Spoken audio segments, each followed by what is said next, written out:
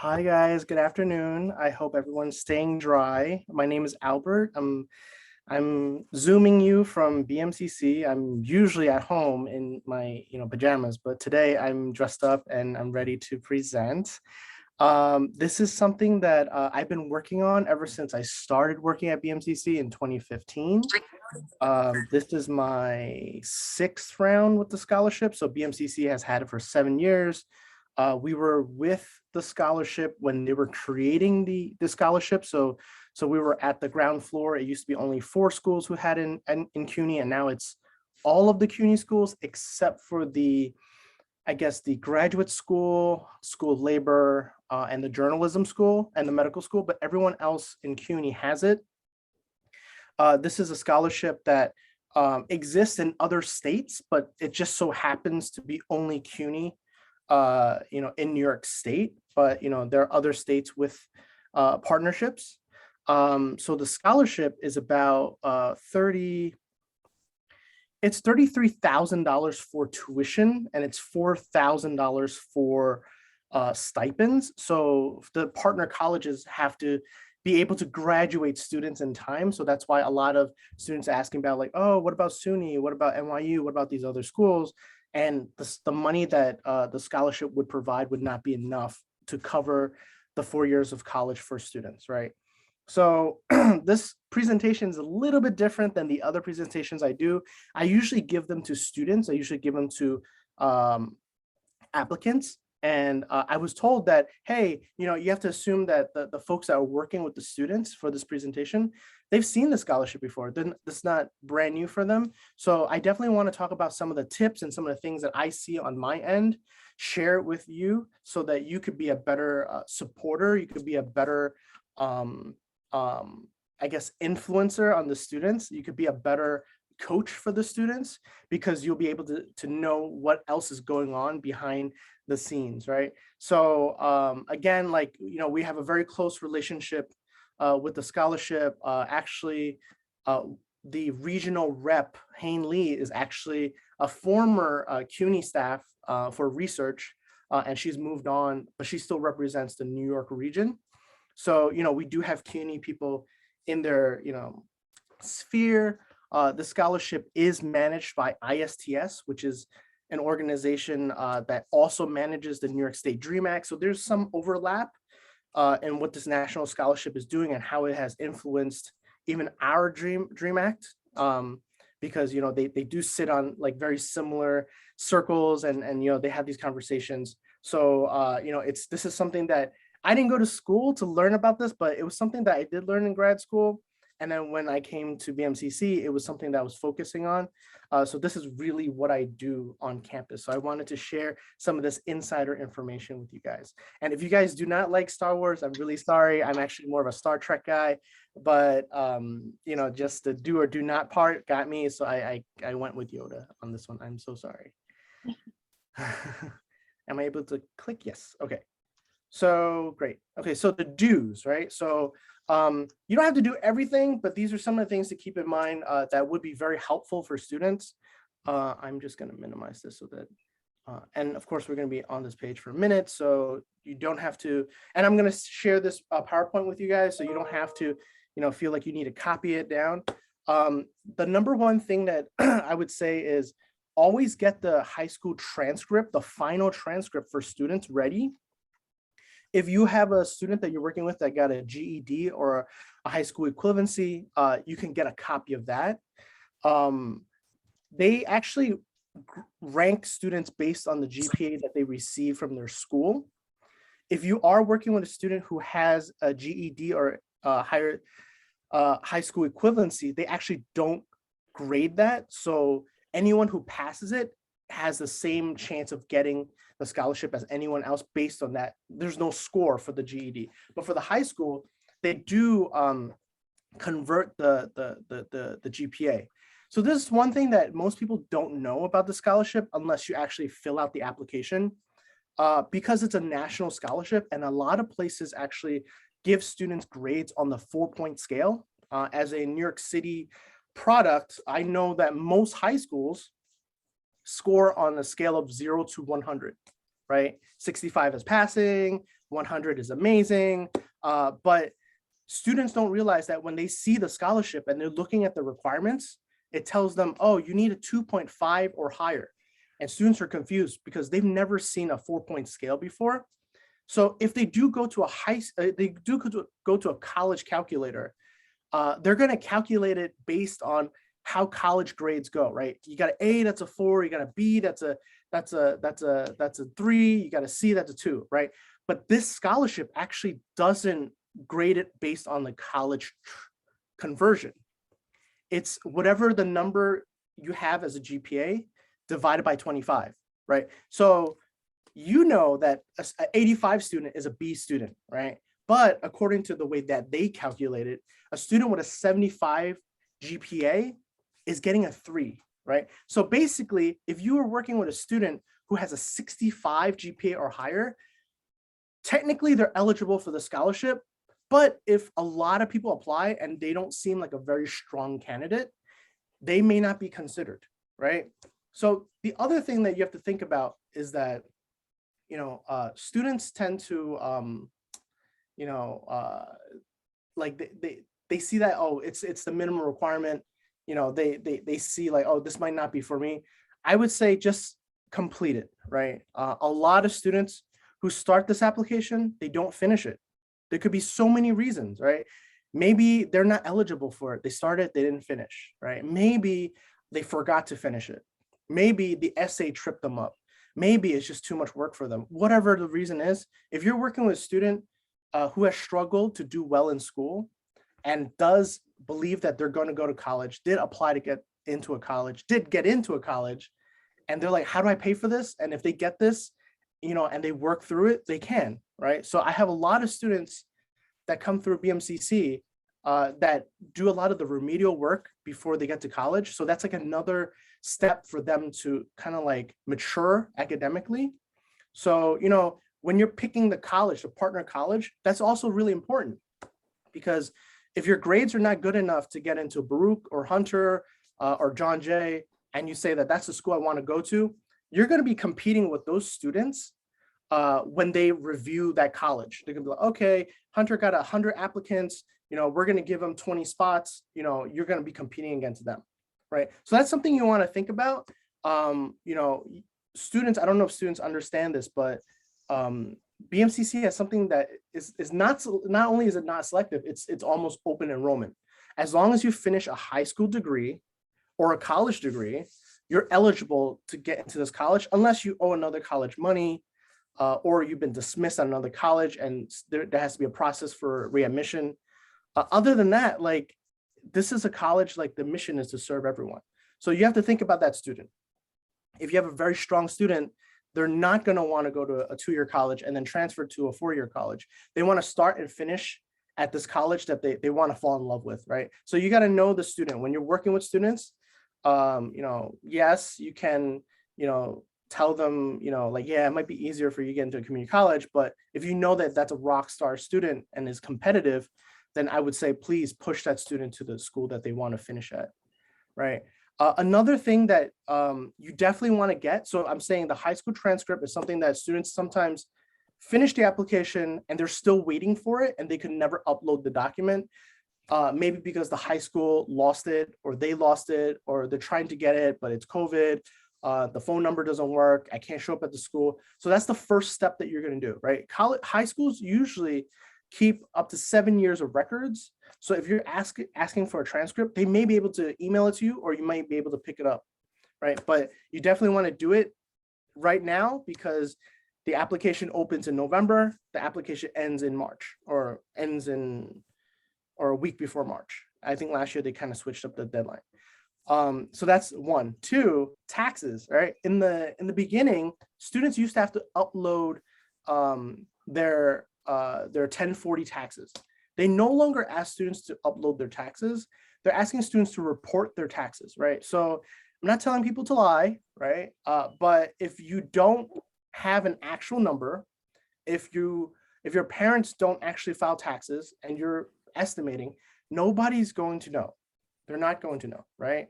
So, you're trying to be as honest as possible, right? And then sometimes students I have students who don't live with their parents, or maybe their parents don't file taxes, but they do, right? So I would encourage students to, wherever you show up in taxes, that's what you're liable to report.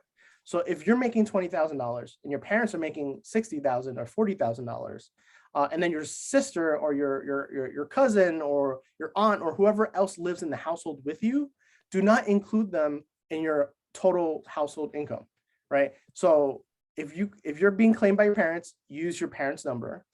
If you're filing your own taxes, use your own number, right? There's a there's an automatic thing that pops up if the family makes less than a certain amount of money. I forget if it's no. Hi. Oh, does someone have a question? No, I think it just were unmuted really briefly. I apologize. It's okay. So if you make, I think, less than $3,000, there's a window that pops up and it'll ask you to explain how your family is getting by if you make so little money. So sometimes I have students who say, we have zero income, and the reason why we're getting by is because, you know, our aunt is taking care of us, or we just came, last year my mom and dad like lost their job, and we're living with my grandmother or whatever. So they're going to give you an opportunity to explain what's going on, right? Another thing is that when you're submitting these essays, right, they get read by 2 staff members. So a staff member who is reviewing the application would go through everything and read the essays and then score you out of 30 points, right? I've actually seen this process, like nobody gets a 30. I think the highest scores I usually see are like 26s, 27s, but this is nationally, this is for everyone, right? So they usually take an average of several people who are scoring them. So you're like wondering like where these scores come from. Yeah, some of them come from GPA. Yes, if you took the SATs, it's a plus. If you did extracurriculars, it's a plus. If you did volunteering, it's a plus. If you worked, it's a plus. So there's all these little things that you could rack up points. So that's why I usually tell people that you want to be, you want to think of your entire high school time and include everything you've done. If you were in a debate team one year, but you were on the basketball team another year, make sure you include both of them. It doesn't have to be something you did for all 4 years. If it's something you do with a church, right? Let's say you do something with a soccer team or something that's like not related to school, but it's something that you've been working with or working on, please include that, right? If you are volunteering to work in, a family business, or, that's how you spend your time, or you're taking care of your siblings, you want to include that, right? So usually when students write these essays, they don't know that the essay portion is worth the most amount of points, right? So that's why, if they're reading, not thousands of essays, but like, I'm pretty sure like each person reads a lot of essays when they're doing grading. You want that essay to be readable. They're not going to sit there and reread it. They're going to go through it, and then they're going to check off a bunch of things like, did the person answer the question? Do I understand what's going on? Blah, blah, blah, blah. They're gonna have a checkoff list, right? So if students are not proofreading their writing, right? I'm not telling you that, oh yeah, go and write the essay for the student, or do a deep edit, do a draft and all these things. I'm saying, correct some of the grammatical errors that students have. We're not expecting them to be college level students. We know that they're in high school, but they need to be able to communicate their ideas and communicate what they went through.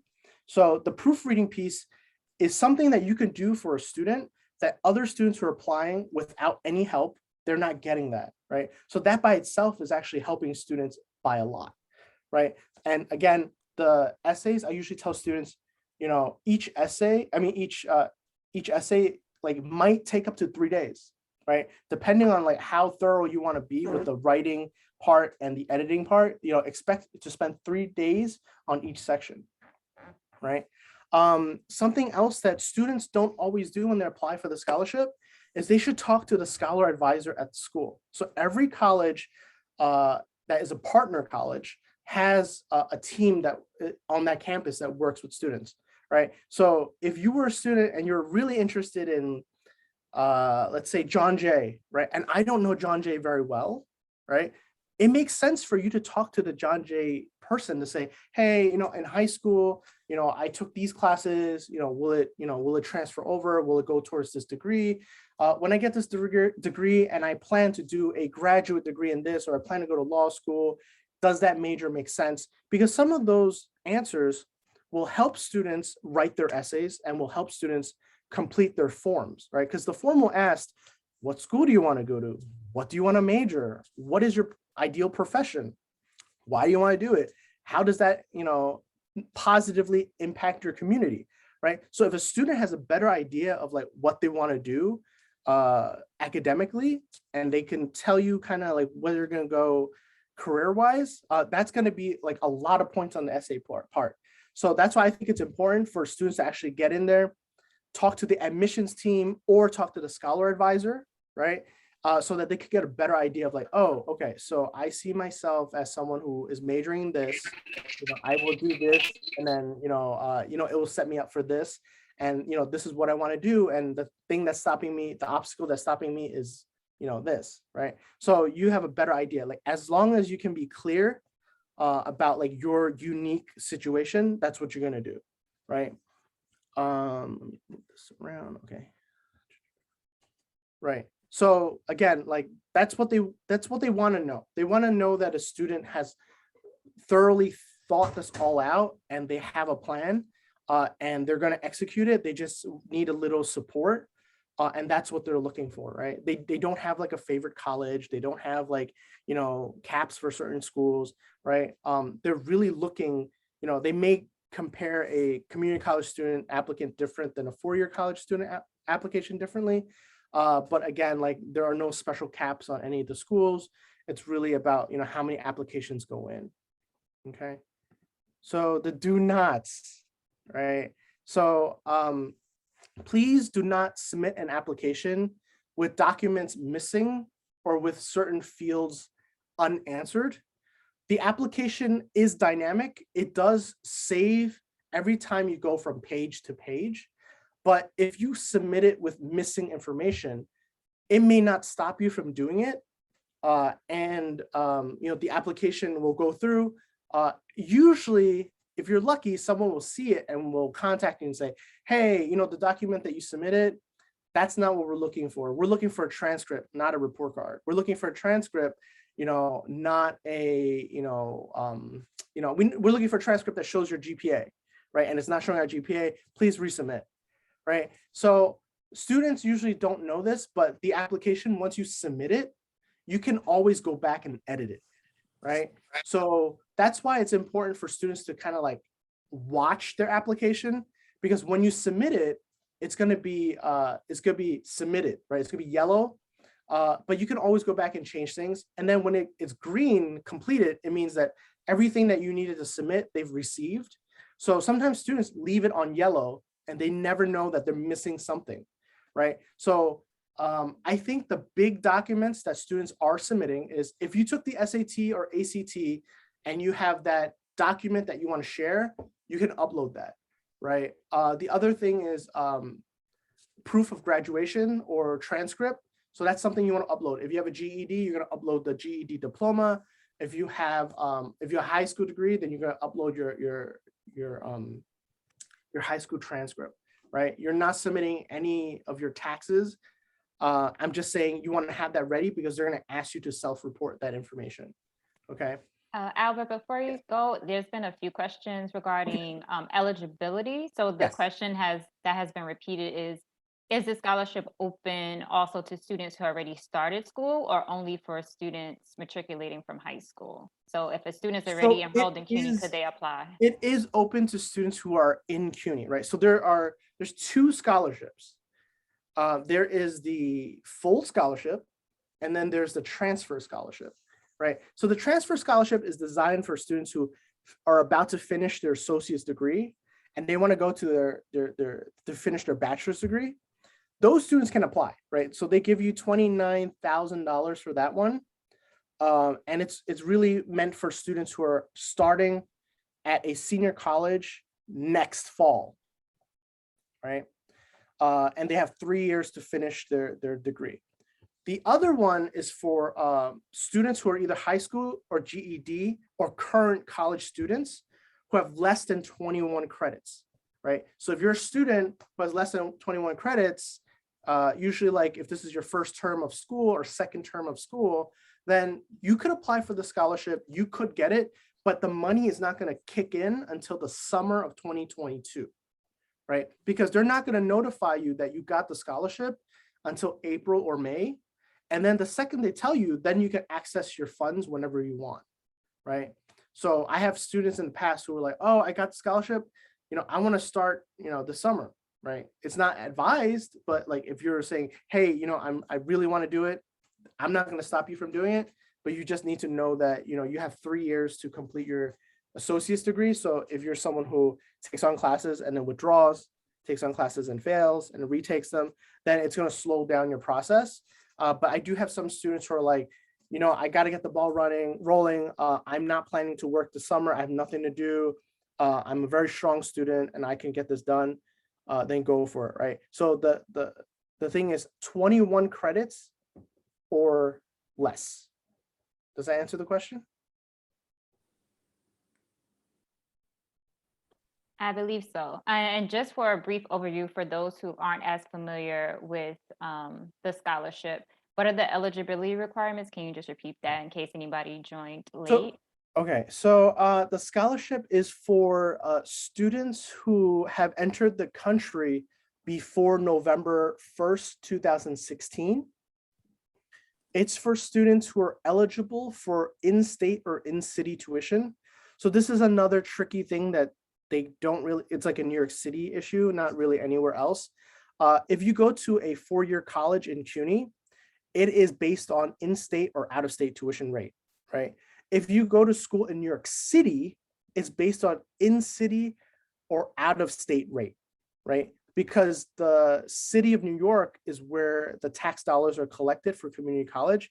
So if you live in Nassau County, if you lived in Rockland County, if you lived in Poughkeepsie, if you lived in any other county in New York, you can actually get in-city tuition rate, but you need to convince your county clerk to send money to New York City, right? I forget the name. I think it's either the B81 or the B82 form. It's something that you could find on the BMCC website. And what it means is that, the clerk knows that, we've been collecting taxes from the student in this county, but the student wants to use their money at a community college in another county. And they send that money out there so that the charge for you would be in-city rate, right? I think that's something that Cuomo came up with like a couple of years, like not a couple of years, but like a while ago. And it's like kind of like a little loophole that students kind of use so that they don't have to be charged more. Does that make sense? That's like confusing, right? Thank you. There's a few more questions in the chat, but I'm going to allow you to just continue with your presentation and then we'll do the Q&A once you're. I mean, I could finish the do not section and then we could answer some of the questions. Yes, that works. All right. So let's see what I'm up to. Okay. So, right. So this scholarship has 3 statuses, right? The second you create an account, the application is started, right? The second you press the submit button, you sign it at the end and you press submit, the application is submitted, right?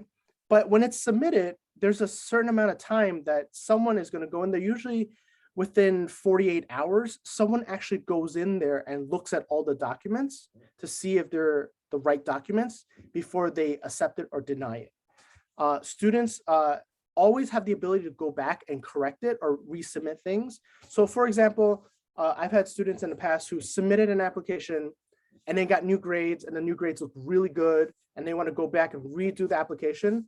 They can open the application and make those changes and then sign it at the end and then resubmit everything. That's possible, that's doable, right? So that's why I always tell students, you want to finish the application really early. And I always like make fun of this one student. He's like, you're not supposed to say he's your favorite student, but this is like my favorite student, right? So he actually wrote, his essay was, I just need the money and that's it. He didn't write an essay. And he already submitted everything. And I was like, dude, you have to go and you actually have to explain why. He's like, this is BS. Nobody's gonna give away free money. This is crazy. I don't believe this. And this was an older student. He was 31 when he started college. He actually went back and redid the application, submitted it, got the scholarship, finished. And he became one of my like rock star students that were just like, I was like, wow, like he's like, yeah, I just didn't know like how good of a student I was because I was always told that I was very handy. So I've been an electrician all my life. And maybe sometimes when you're an older student, you do things and you're like, this is not that hard and I can understand this. And this is a student who is studying computer science right now. I don't think he's graduated yet. He should have, but he hasn't.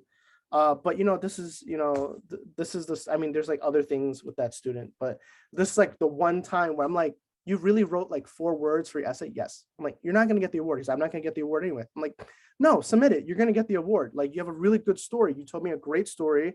And again, these essays don't mean the same thing. So go in there and redo it. And he did it. Right. So that's why you want to submit the application early so that you have the opportunity to go back and make any edits. Right. I have a lot of students who submit an application, get the award, and then years later tell me that they never got the award. And I said, no, you got the award and this is the email that it went to. And they're like, oh, I don't check that email, or, oh, that's my mom's phone number. Right. So it's very important for students to submit emails and phone numbers that they use frequently. And when they ask you for a phone number and an alternative phone number, don't give them the same number, right? I usually tell students, give them your number and then give a number of someone that is very responsible, that is concerned about you, usually like a sibling or a parent, a grandparent, right? You want to give it to someone who was like, if they hear that it has to do with school, they're going to call you so that you can rectify what's going on. That's important, right? Sometimes I have students, when they write the essay, they write so much fluff that it kills their 750 word limit, right? Once it goes beyond 750 words, they actually cut off your essay. So the scholarship can't even read the rest of what you're saying.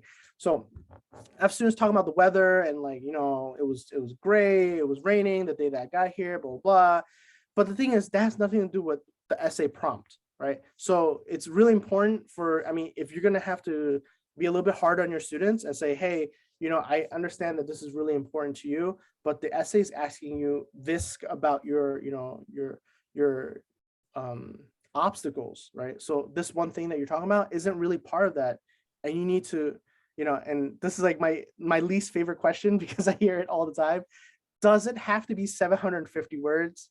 And my answer is no. It doesn't have to be exactly 750 words. I have students who try to fit it into 750. I'm like, no, if you can tell your story in 500 words, that's fine. 550, that's fine. They're going to read it, and if they know what's going on, they understand, they feel you, like it's fine. That's what you're trying to do, right? You're not trying to be exactly 750. You're not trying to use all the biggest words you've ever heard in your life. You're just trying to, tell your story because your story is different than someone else's story, right? And this is another thing that has happened twice already. Last year it happened, and then a few years ago it happened. There was a blackout, right? So the day that the application was due a couple of years ago, the website went down because so many people were submitting documents and so many people were using the website that it crashed, right? Last year, it actually crashed for 3 days, and then they had to extend the deadline a week because the crash was so bad. So I'm telling students, do not wait until the very last minute to do this. Do not wait till the very last minute to ask for help, right? This is an application that ideally should be done a month ahead of the deadline, right? You should be working on this during your winter break. I know that college students have a much longer winter break, but for high school students, if you have that Regents Week, or if you have that, that recess, that 2 weeks of recess, utilize it and do this, right? This application should not take you more than 5 days to do if you're spending a lot of time on it. And if you have someone helping you, great. That's something that you should be, working back to back. I give you a draft, you give me pointers, I make an edit, you like it, all right, let's get ready to submit this, right? And I do tell students, it doesn't matter what school you apply to. If you're going to ask me for support and you say, hey, Albert, can you go through this application with me? I'm about to submit it. I just want to make sure that, I answered everything correctly. I'm more than happy to do that for you, right? And the other person I think you guys know is Chris Avalis from Hunter. He's also another person that's more than happy to help you guys with this. So the do not page is actually 2 pages. So this is something that like it doesn't bother me, but it's something that is very common, and I feel like everyone should know that sometimes words are not interchangeable, right? The Dream Act is not the same as the Dream.us, right? The Dream Act is a state eligibility for TAP and Excelsior and Enhanced TAP and Seek and like all these other programs, right? It has to do with eligibility. It's different from the Dream.us, right? The Dream.us is the scholarship that I'm talking about.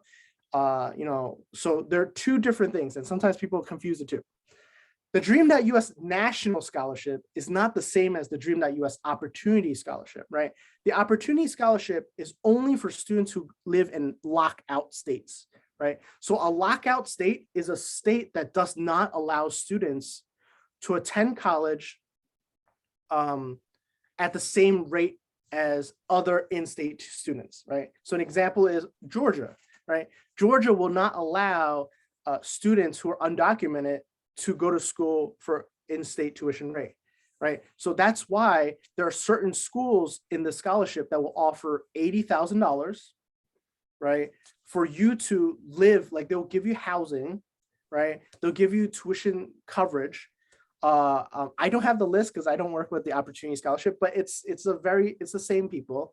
But if you're interested, I would say, unfortunately you live in New York State, so you can't. But if you have a student who technically lives in another state that's a lockout state, then they could use this scholarship if you know of someone.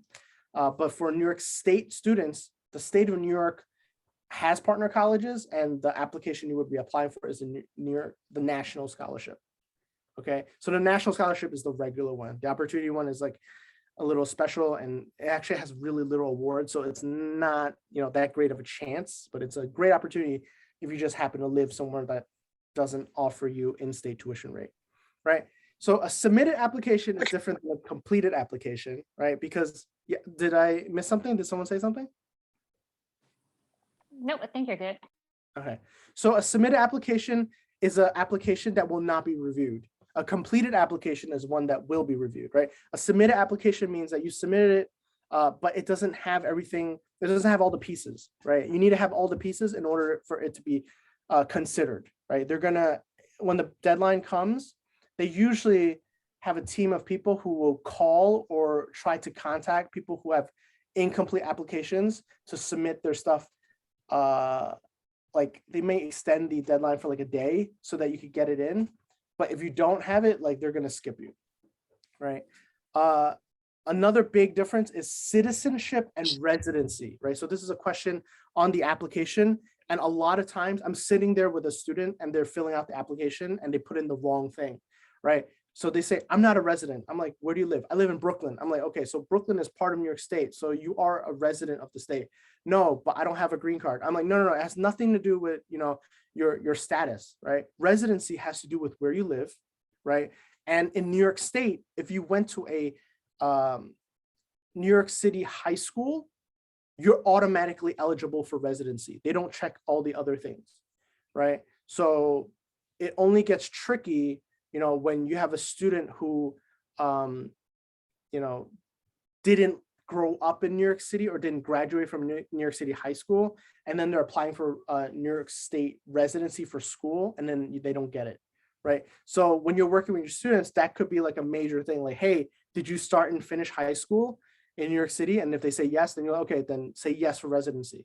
For some students who may be in the gray area, maybe that's like I would be a good person to talk to about that, to see if you would be eligible or not, right? Another thing that sounds the same, but is very different, is a scholarship versus a grant, right? They're both free money. They're both money you don't have to repay, but a scholarship, you have to get selected by someone else, right? Like not everyone gets the scholarship, right? But a grant is something that I guess if you check off a certain amount of boxes, like everybody is, considered for grants, right? So for example, TAP, Pell, these are all grants, right? So what they do is they find out whether or not you're eligible, and then they find out how much money you're eligible for, and then everyone uses the same formula, and there's the money, right? This scholarship will pick and choose the students that they want, right? So that's like the big difference here, right? And then financial aid includes grants, scholarships, student loans, residency rate, work study, college discovery, SEEK, EOP, HEOP, and ASAP, right?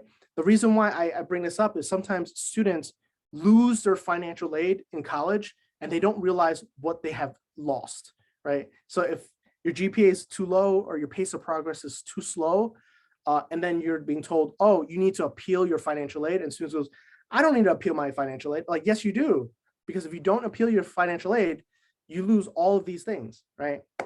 So that's something that, students, if you guys want to have that conversation with students or wait till they get here to college to have that conversation, this is fine. But it's a concept that I feel like most students start college not knowing, because K to 12, they're not dealing with tuition, right? So that's why like this is like something new for them. Okay, so that's the end of the do not section.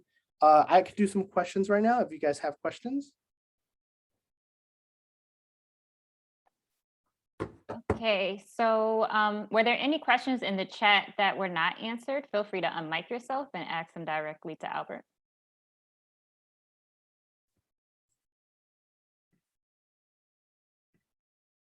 There was one earlier about the financial piece. If a parent is a head of household and a student has a part-time job, for the application, are they only using the parent's income or also including the student's part-time income?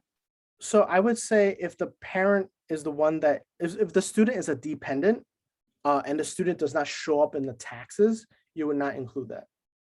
I think the cutoff is like $10,000 or $8,000. I forget what it is. And then the IRS requires you to report it. But if not, like it really depends on like what shows up. Again, they're not going to get a copy of your taxes. You're just trying to be as honest as you can. I think 100% of the students that they have do fall below a certain percentage of the poverty line. So it's not one of those things where it's pretty like if you make too much money, they're not going to give you the scholarship. But for the majority of the students, they don't have a lot of money that I'm aware of. And then there was another question regarding if a student has a high school diploma from another country, but not a HSC from the US, can they still apply? No, because you need to enter the country before the age of 16. So are you saying that the student earned the high school degree before the age of 16? Nadeshda, do you mind unmiking? Yeah, that's not what I meant. I actually, this was prior to you like explaining the requirements for it. So sorry about that one. That's okay. So the student that you're working with, did he or she enter the country before the age of 16? So that's also another question I wanted to ask, because they had, but they didn't stay then up until now. So they entered prior to 2016, and that's shown on their visa. Right. Then left and then returned. Would they still be eligible just because they had a Did they finish high school in the United States? No. No. So did they finish the GED in the United States? No. Okay, so I would recommend that student try to complete a GED right now, and then either apply for next year or the year after. Got it. Thank you so much. Okay. Okay, a question just came into the chat regarding the timing for the scholarship. And do students find out before the May 1st college matriculation deadline? Yes. Ooh, that's a good one. Okay, give me 1 second. Okay, so last year it was April 12th. The year before was April 15th. So yes, I'm not going to guarantee it because I mean, they don't guarantee you a certain day. They just go mid-April. But I would say yes, before the May 1st. And another thing that I think is a plus, when you get accepted to the scholarship, there is a commitment piece, right? So you have to commit to the college that you want to go to. So for example, you did the application, you put down BMCC, but you found out that you got into Baruch and you really want to go to Baruch. In the commitment piece, they will say, what school you're going to. You can say, I want to go to Baruch, and they will allow that. Okay. So don't put too much into like what school I have to put in. Do I have to stay with the major that I say I'm going to do? Right. That information that they collect is really statistically for their statistical purposes. Right. But the thing is, because a student can change, in a course of, 2-3 months, like they're not going to stop you from, going to the school that you want to go to. Right. And again, it works the other way around. I have so many students who are like, I want to go to Hunter. And then they get there and they're like, well, you're not academically strong enough. So you have to do the remedial stuff. And BMCC offers it for free. Do you want to do that for half a year and then start college? And then students usually do take advantage of the CUNY Start or the CUNY Math Start program.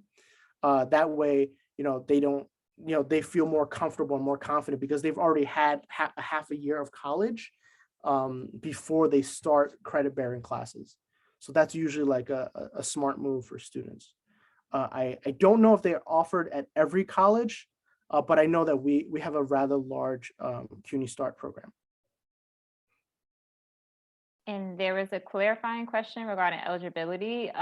So regarding if the scholarship is only limited to 2-year and 4-year colleges, or if a student was interested in trade school, would this scholarship apply?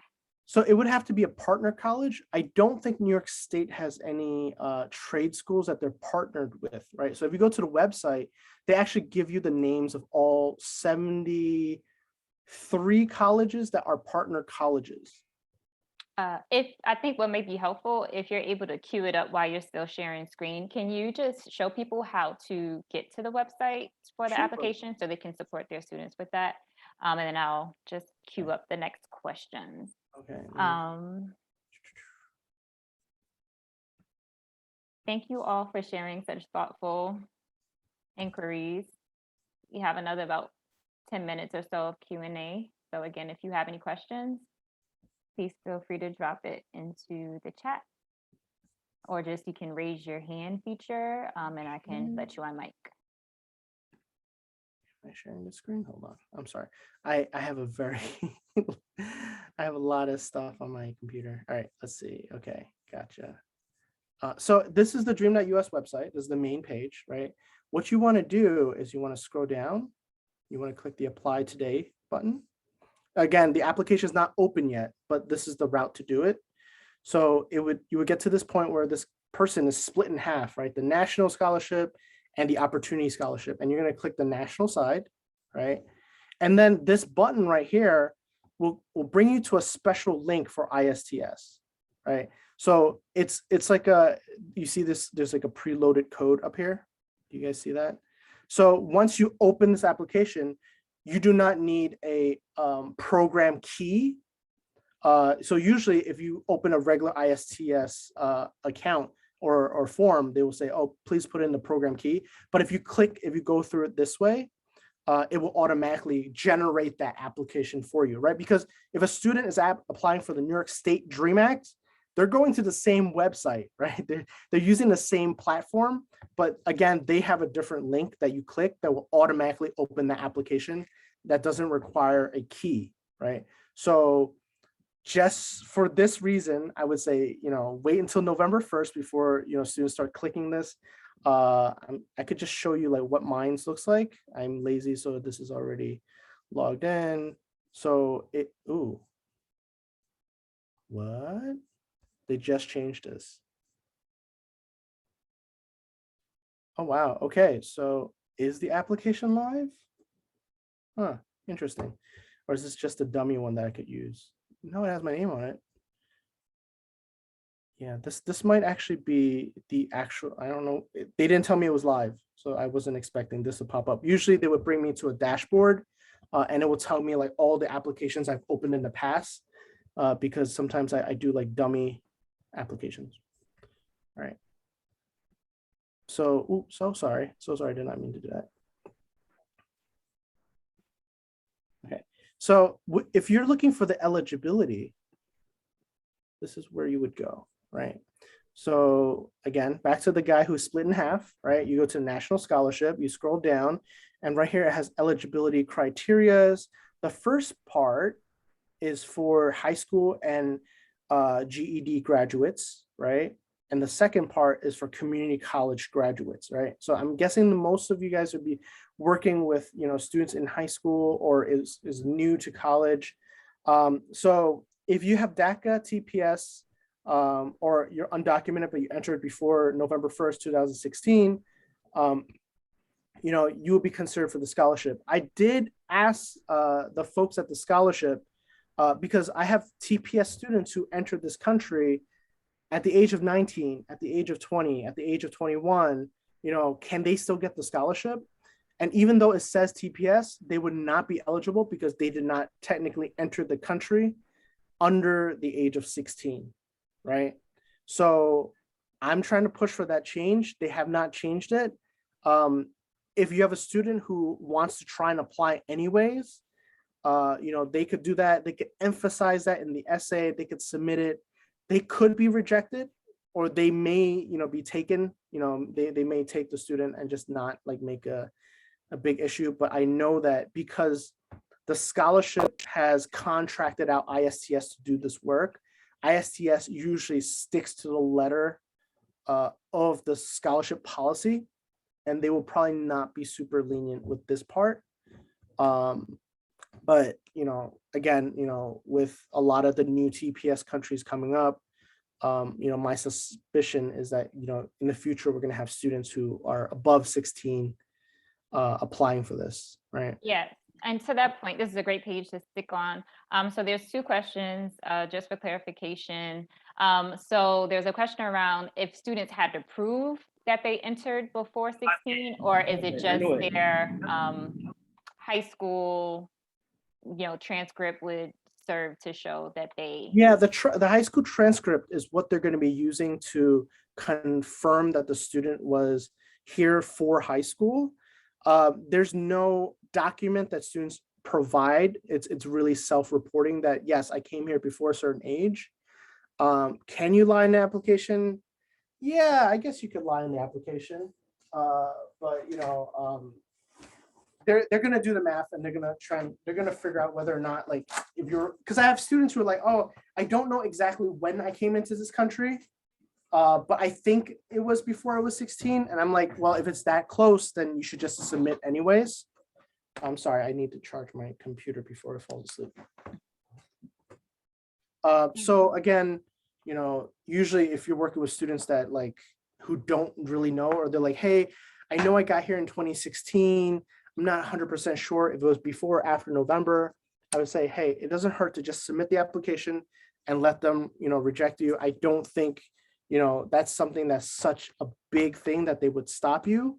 But if you do have proof, so for example, if you were to ever, if you had like a plane ticket, or if you had like a medical record that you were here at a certain date, or that was the first time you got here, then, I've not known them to ever catch a student lying. It's usually self-reported.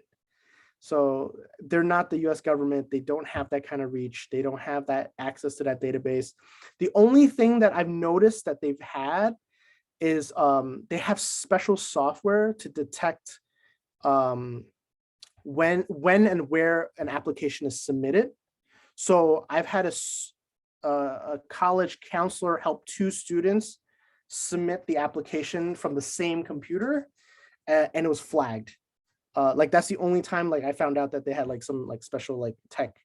But I don't think that they're gonna know if you were 16 when you got here, or you were a little older. But they really want to be able to see that you finished high school. All right. And then for clarification, again, this scholarship is for students who are currently high school seniors, and or college students who are at a community college and will have accumulated only up to 21 credits by this year when they apply for the scholarship. Yes. So the one part that changed that isn't reflected here is that it's no longer just community college students. So if you went to a 4-year college, oh, there you go. They changed it already. So if you went to a 4-year college and you've earned some credits, you're still eligible. Okay. And the scholarship is designed for students who are attending school full time. So sometimes I have students who are like, oh, can I attend school part time? I'm like, you could. Like you could do it like once and then like, and then they're gonna ask you why you're doing it. And then you can say, well, I had an emergency. I had something came up and, they'll be flexible with that. But if they continue to see that you're attending 6 credits at a time, 9 credits at a time, then they're gonna say, well, the scholarship was designed for full-time students. You'll never graduate on time or with the amount of money that we gave you and that, we asked you to consider attending full-time. So sometimes students register full-time, and if they get to a point where it's too much, they could drop classes. I mean, you're being charged for it, but the chance that you could complete those classes and get those credits, it's there. So sometimes, when students take on like 6 classes or 5 classes, and it's the same price for 4 classes, then I'm saying, hey, you dropped that class, you dropped that class. It's not the end of the world.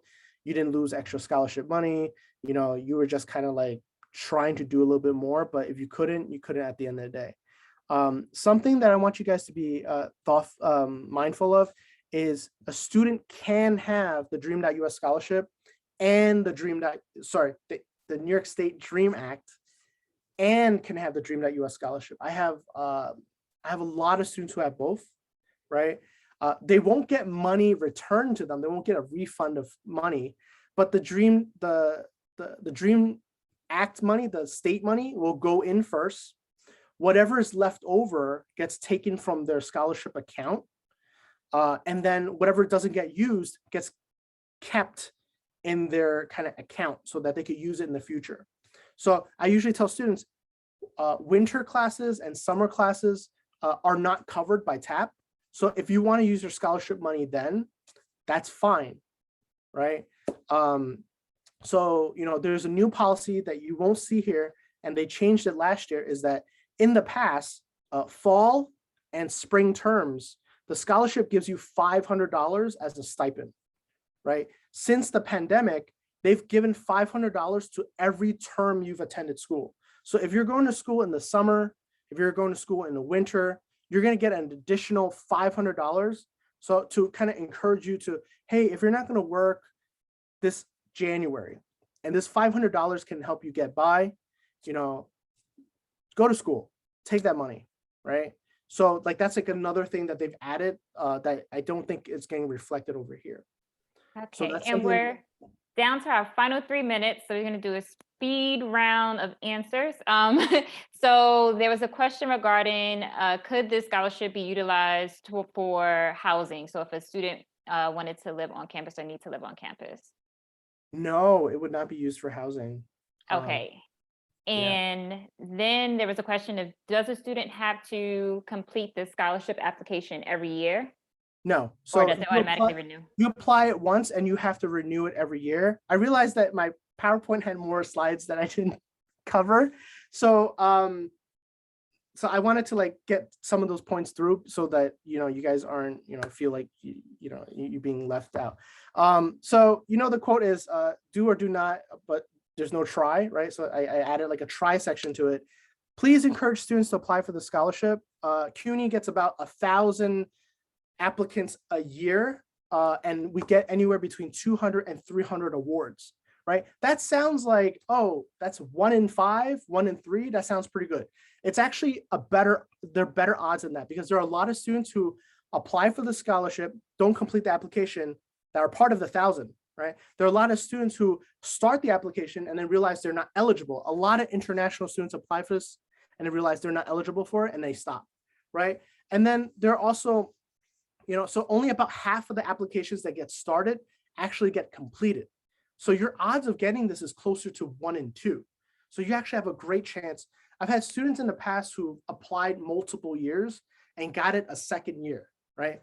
So again, this is something that you definitely want to try and do, right? You cannot change your Regents grades. you cannot change your GPA, you cannot change your SAT scores, but your essays are worth so much. And that's where a lot of the effort is. If a student really wants to go to school and they bang out that, essay, they can actually score massive points there, and it could put them over the top, right? So again, try, right? And also, I said it earlier, don't forget to put in all your extracurriculars, all the jobs you've done, all the home responsibilities you have to do.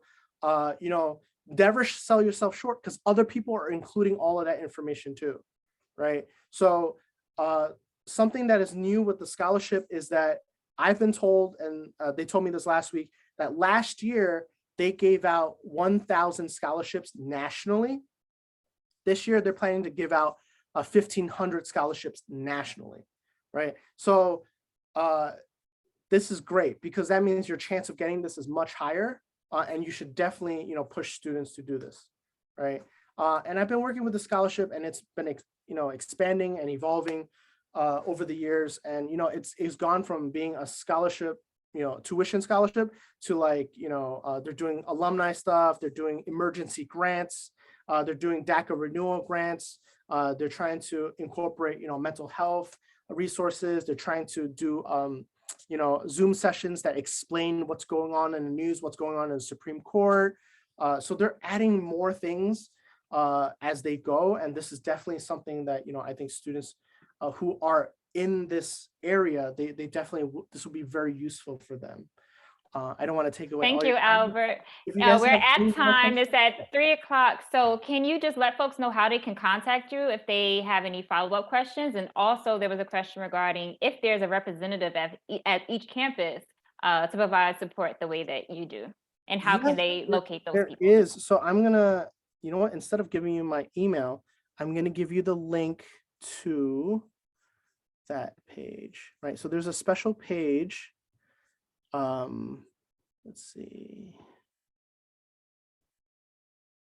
Okay,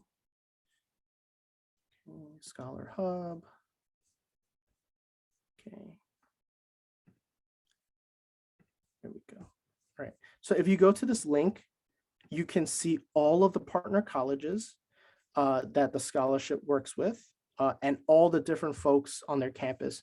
So at BMCC, we have a scholar advisor, academic advisor. We have, there are different people on campus that do with different things, but this is not sorted by region. It's sorted alphabetically. So you would have to go through it and look at, the college that, you want to go to and who to contact. But, if it's something where you're like, oh, I tried to contact someone at City College and I can't get to them, Albert, can you reach out for me? I will reach out, and hopefully, we'll get a response. Everyone has been pretty responsive, but sometimes I know that some people either, they're on maternity or paternity leave, or sometimes, they have responsibilities are juggled or changed. So we do have CUNY does have a centralized, liaisons meeting every last Thursday of every month. So we do get together all the time. So yeah, so I just wanted to say thank you for having me, guys. And I hope that I was helpful. I'm going to try and read through some of these questions if there's any more, but if you guys have anything, I can stay on for a few extra minutes. Thank you. Thank you. Thank you for your time. Thank you for sharing so much robust information with us. We do truly appreciate